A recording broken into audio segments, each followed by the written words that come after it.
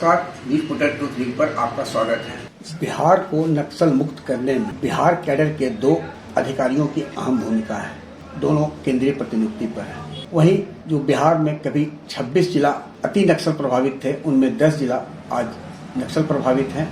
इनमें अति जिला नक्सल प्रभावित मात्र एक है, जमुई। जहां तक बात नक्सल प्रभावित इलाकों की है, तो पहले गया जिला मुख्यालय से इमामगंज जाने के लिए भी आरोपी यानी रोड ओपनिंग पार्टी हुआ करती थी। हर पुल पुलिया के पास होमगार्ड या चौकीदार तैनात होते थे। बम की जांच होती थी कि कहीं लाइनमैन तो नहीं लगा है।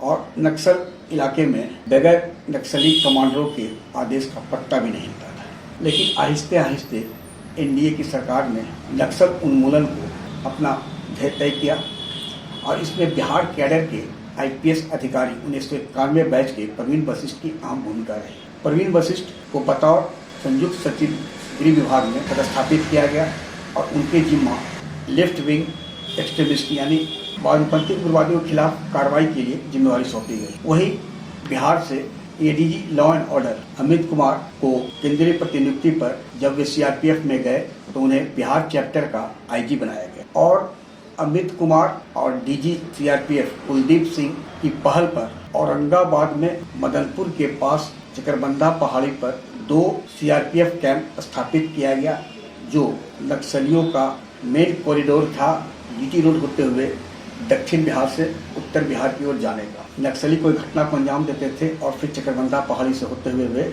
झारखंड की ओर निकल जाते थे। और चकरबंधा में सीआरपीएफ की ऐसी घेराबंदी हुई कि सशस्त्र कमांडर और कई लाख रुपए का इनामी संदीप यादव इलाज के अभाव में अपने शरण स्थली जो गुफा था उससे नहीं निकल पाया और वह दवा के इलाज में उसकी मौत हो गई। और एक एक कर जितने भी चकरबंधा पहाड़ी पर नक्सलियों का हाइड आउट था, जखीरा था हथियारों का या जो भी था, कैंप था, चिकित्सा कैंप और भी प्रशिक्षण के बिहार चैप्टर के आईजी अमित कुमार के सफल निर्देशन में वह ध्वस्त होते चला गया। बिहार में आज के तारीख में जमुई का क्षेत्र नक्सली है।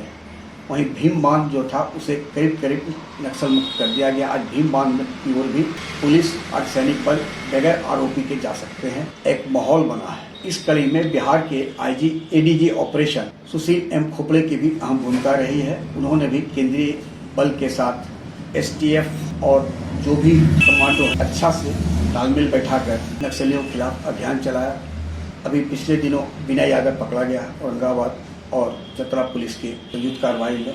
लेकिन इन सब के पीछे जो केंद्रीय गृह मंत्रालय में पदस्थापित थे संयुक्त सचिव प्रवीण वशिष्ठ, उनकी कार्यशैली और विभागीय कार्य क्षमता को देखते हुए जब वे प्रोन्नत हुए अपर सचिव के पद पर, तो उन्हें और भी जिम्मेवारी सौंप दी गई है। आंतरिक सुरक्षा भी अब प्रवीण वशिष्ठ के जिम्मे है। अब नक्सलियों का बिहार में करीब करीब उन्मूलन के बाद अमित कुमार को झारखंड चैप्टर का आईजी बनाया गया और यहाँ के जो डीआईजी थे संजय, उन्हें जमशेदपुर में पदस्थापित किया गया है। और झारखंड में बूढ़ा पहाड़ जो कि नक्सलियों का एक मेन कॉरिडोर था, आंध्र प्रदेश छत्तीसगढ़ होते हुए झारखंड और बिहार के आने के लिए, तो बूढ़ा पहाड़ पर जब लक्ष्य किया गया और बूढ़ा पहाड़ के सबसे पहले बूढ़ा पहाड़ के चारों ओर से जमीनी स्तर पर सीआरपीएफ और कोबरा की कई कैंप खोले गए और एक एक कर सीआरपीएफ और कोबरा के जवान पहाड़ी के ऊपर और घने जंगल जो है बूढ़ा पहाड़, वहाँ ये आगे बढ़े, लाइन्समैन हटाया और इस बीच हेलीकॉप्टर से आसमानी निगरानी कर सीआरपीएफ और कोबरा के जवान और साथ में झारखंड पुलिस आहिस्ते आहिस्ते बढ़ते हुए करीब करीब बूढ़ा पहाड़ पर अपना कब्जा जमा लिए हैं। और अब उनका अगला टारगेट पारसनाथ का इलाका होने जा रहा है सीआरपीएफ का। पारसनाथ इलाके में कुछ नक्सली भी हैं। पारसनाथ के इलाके को मुक्त करते ही जमुई का रहा सहा इनका जो भी आश्रय स्थल है वह ध्वस्त हो जाएगा।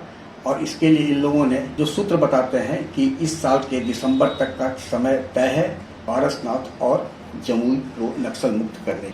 और फिर जो सूत्र बताते हैं उसके बाद झारखंड में 23 के आखिरी तक नक्सलियों के कमर को तोड़ने के बाद अगला पड़ाव इनका यानी गृह मंत्रालय की नज़र छत्तीसगढ़ पर है और उसके बाद आंध्र प्रदेश होते हुए देश को नक्सल मुक्त करने का है। क्योंकि यह मानना है, प्रधानमंत्री भी कह चुके हैं कि अर्बन नक्सल जो कि इन नक्सलियों के समर्थन में खुलकर सामने आते हैं उन्हें बचाने के लिए तो अर्बन नक्सल की ओर तो एक कार्रवाई हो रही है, प्लस ग्रामीण क्षेत्रों में और सुदूरवर्ती क्षेत्रों में जो नक्सली के नाम पर हिंसा फैला रहे हैं उस पर भी प्रधानमंत्री नरेंद्र मोदी के नेतृत्व में एनडीए की सरकार ने जो अभियान चला रखा है उसमें काफी हद तक सफलता मिली है। लेकिन इन सफलताओं के पीछे सबसे बड़ा कारण गया जिला में नक्सलियों को शुरुआती आज से 6 साल 5 साल के पहले तक बाल दस्ता और महिला दस्ता मिलाकर, लेकिन इन इलाकों के बच्चे बंदूक की ट्रिगर की जगह कंप्यूटर के माउस से खेलने के लिए उनके अंदर एक महत्वाकांक्षा को जागृत किया मगध सुपर 30 ने। मगध सुपर 30 समाज के सहयोग से निःशुल्क पठन पाठन भोजन और आवासन की सुविधा जेईई मेंस और एडवांस की तैयारी कर रहे छात्र छात्राओं के लिए उपलब्ध कराता है। मगध सुपर 30 के मार्गदर्शक बिहार के पूर्व पुलिस महानिदेशक अभ्यानंद हैं और अभ्यानंद जी के मार्गदर्शन में मगध सुपर 30 के करीब 100 से अधिक छात्र छात्राएं अति नक्सल प्रभावित गया औरंगाबाद जिले से आए और आज वे देश के कई IIT NIT और अन्य प्रतिष्ठित शिक्षण संस्थानों से पास आउट होकर सरकारी जॉब में चले गए। इन बच्चों का नक्सल प्रभावित इलाकों से निकलना इलाके के बच्चों और उनके अभिभावकों के बीच एक संदेश गया कि बंदूक की नोक पर आप क्रांति नहीं ला सकते हैं, शिक्षा के क्षेत्र से समाज को बदला जा। और इस बात का उल्लेख अभ्यानंद जी ने अपनी पुस्तक अनबॉन्डेड में पेज नंबर 242 उल्लेख किया है कि चूंकि वे गया से आते हैं इसलिए गया में सुपर 30 की शाखा को खोलने के लिए समाज का दबाव था और उन्होंने बताया कि कैसे गया में सुपर 30 ने साइलेंट रिवॉल्यूशन इलाके में किया है। अभ्यानंद जी बताते हैं कि this experiment contributed in its own novel way in containing the menace of extremism that had hit the Magadh region hard.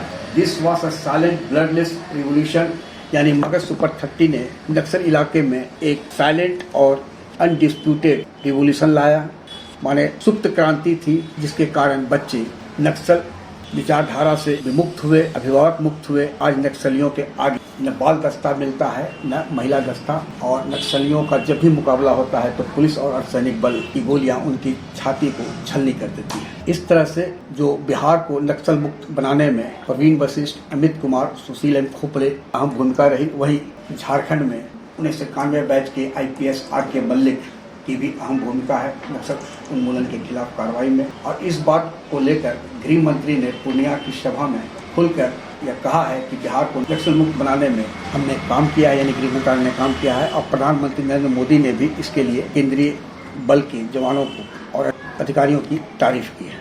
आग्रह है कि इस वीडियो लिंक को लाइक, सब्सक्राइब और शेयर अवश्य करें। धन्यवाद, नमस्कार।